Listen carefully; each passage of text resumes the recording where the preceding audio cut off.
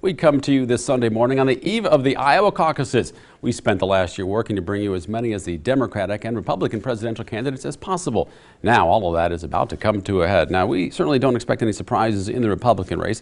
The interesting thing to follow will be to see whether Bill Weld or Joe Walsh get any traction against President Donald Trump. It's anybody's guess who will take Iowa among the Democrats, now down to 11 after John Delaney dropped out 3 days before the caucuses. No one campaigned longer than him. Bernie Sanders and Joe Biden lead the polls in Iowa. Elizabeth Warren and Amy Klobuchar, though, picked up big newspaper endorsements. Andrew Yang and Pete Buttigieg developed a strong following. Mike Bloomberg and Deval Patrick haven't campaigned in Iowa. They're focused on Super Tuesday. Undecided voters, though, could be the tipping point in Iowa. A big question is how many Democrats will stay in the race after Monday. One man who has plenty of money and spent a lot of it is Tom Steyer. He's born and raised in New York City. Steyer graduated from Yale University with a bachelor's degree in economics and political science, then earned his MBA from Stanford University. Tom Steyer made his living in the investment world. His early professional career included stops at Morgan Stanley and Goldman Sachs. Steyer then founded the hedge fund called Farallon Capital in the mid-1980s. That's how he made his incredible fortune.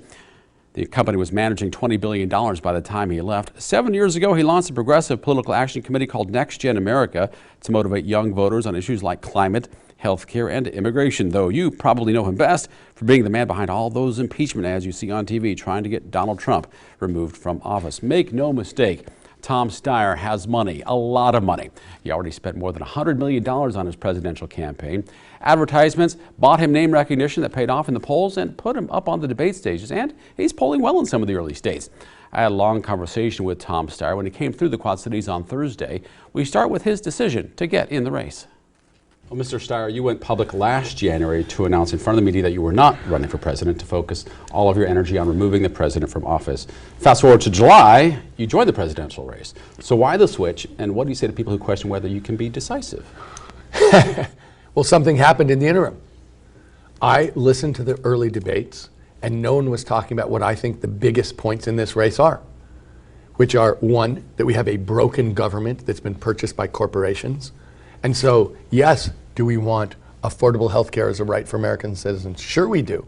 Do we need some version of the Green New Deal to address climate? Absolutely we do.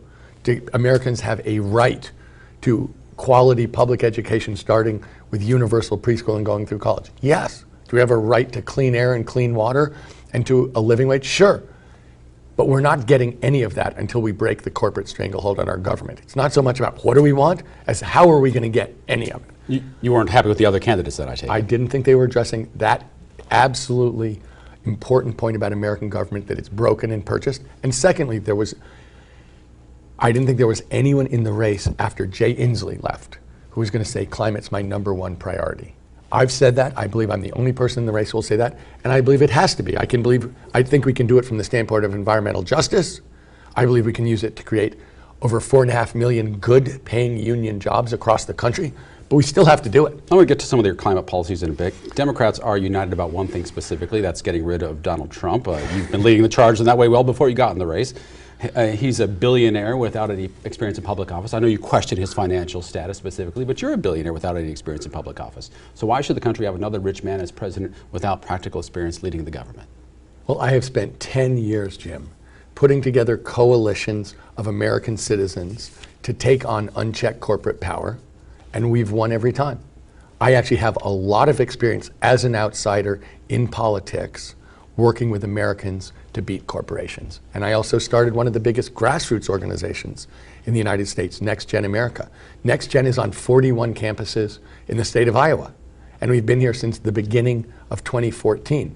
So in fact, I have a long history of taking action with other Americans on behalf of the American people against corporations who are preying on them. Political activism is different than political leadership, correct? That's what you've been doing. I wouldn't say it's different from political leadership. I think it's different from political office.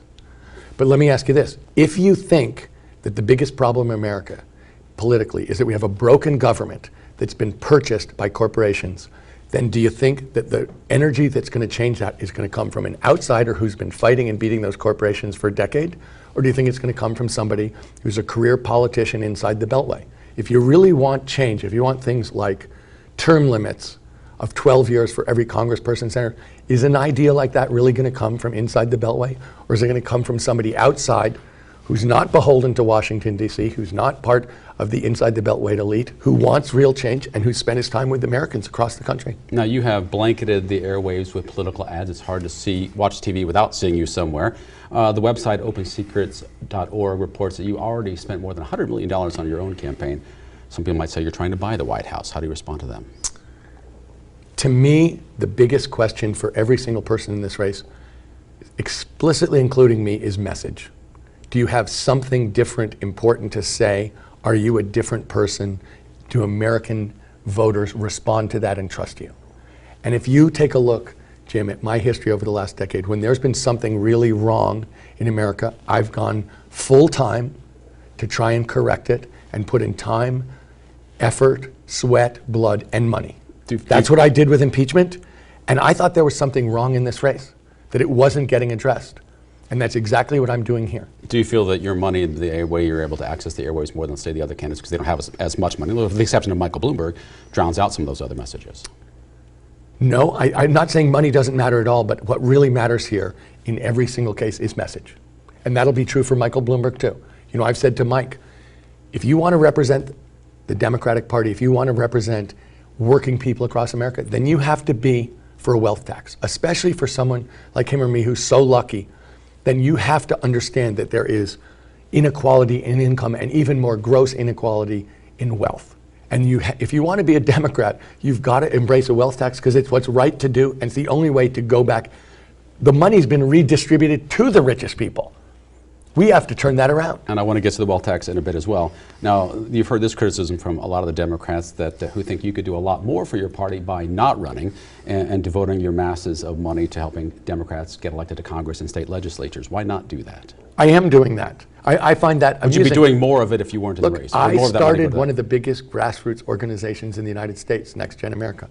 We not only did the largest youth voter mobilization in history in 2018 at Next Gen, with our partners in the labor movement, we also in the last 2 cycles have knocked on more than 25 million doors. So when people say, and that's all continuing. So when people say, why aren't you doing things to flip the Senate? Why aren't you doing things to make sure we're doing the House? The answer is, we are doing that. We've been doing that for years. It's never stopped. It isn't stopping now.